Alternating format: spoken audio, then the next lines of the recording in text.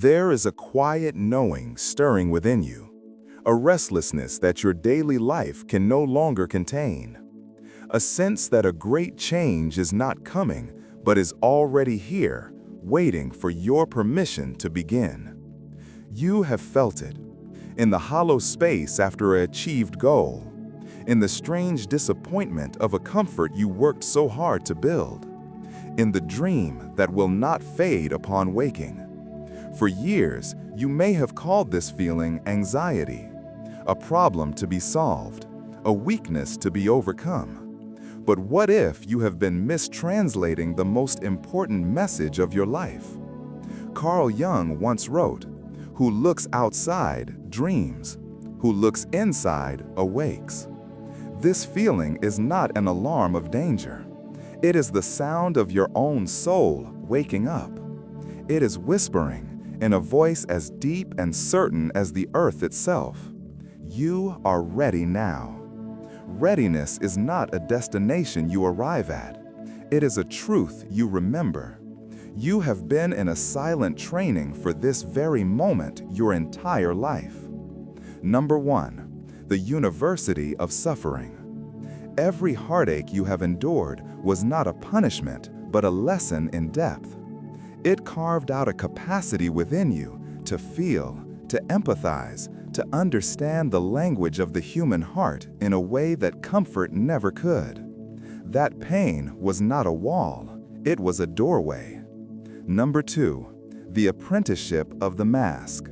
The roles you have played, the pleaser, the achiever, the strong one, were not merely falsehoods.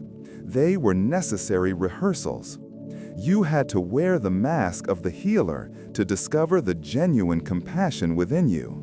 You had to play the warrior to find the real courage that was already there, sleeping in your bones. The persona was not the enemy. It was the costume for your practice. And now, the performance is over.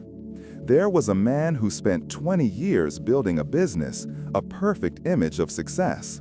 He believed his readiness was in the next milestone, the next million. Then a sudden loss swept it all away. In the devastating silence that followed, he expected to find nothing but rubble. But instead, he found a foundation he never knew he had, a resilience, a clarity. A man stripped of what he had, who suddenly discovered who he was. He thought he had lost everything. But the universe had only taken the props away so he could finally see the stage. And on that stage, he was standing, solid, real, ready. Number 3. The silent cultivation of the shadow. Even the parts you have hated and hidden, the anger, the fear, the vulnerability, have been preparing you. Your shadow is not your shame. It is your unused fuel, your unclaimed power. That anger holds the boundaries you were afraid to set. That fear holds a reverence for life you were too busy to feel. By facing it, you are not becoming a darker person. You are becoming a whole one. And wholeness is the essence of readiness. So, what does it feel like, this readiness? It does not feel like fearless confidence. It feels like a quiet, unwavering certainty that is willing to act, despite the fear. The first sign, the divine discontent. The life you have is no longer enough, not because you are ungrateful, but because you have outgrown it.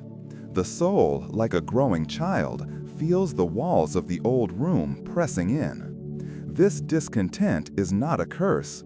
It is the engine of your evolution. The second sign, the pull of the unknown. You begin to feel a strange attraction to what you once feared. The blank page is no longer terrifying. It is full of potential. The solitude is no longer lonely. It is rich with possibility. The path without a map is the only one that calls to you. Let us pause here. Place a hand on your heart. Feel its steady, persistent rhythm. Ask yourself, with deep honesty, what is the one thing I feel pulled toward that part of me dismisses as impractical, impossible, or foolish. Do not answer with your mind. Let the answer arise from this quiet space. This pull is not foolishness. It is your soul's navigation system. The third sign, the end of the argument. You are tired of your own excuses. The internal debate, is it the right time? Am I good enough? What will they think? Begins to lose its energy. It's not that you have the answers, it's that the questions no longer hold power over you. A deep inner fatigue with your own hesitation sets in, and from that fatigue emerges a simple, clean power. The power to simply begin.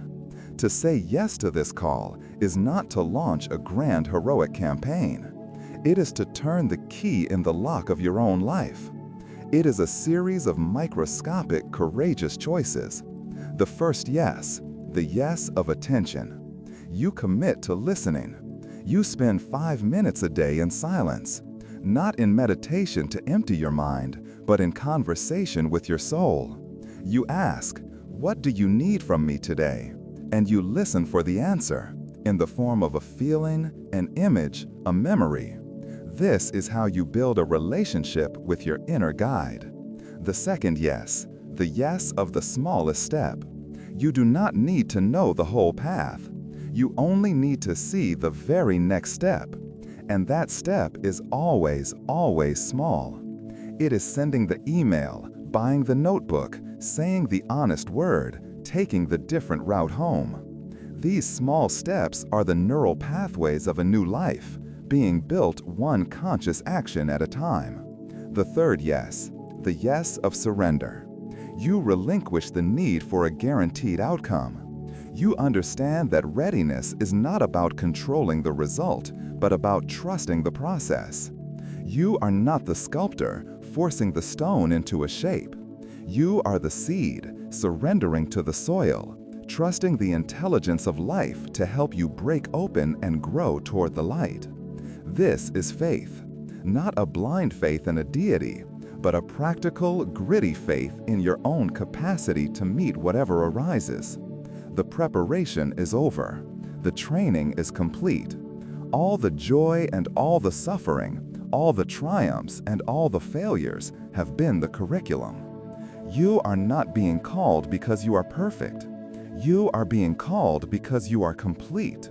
With all your flaws, with all your history, with all your unhealed parts, you are a perfectly equipped divine human being, ready for the next leg of the journey.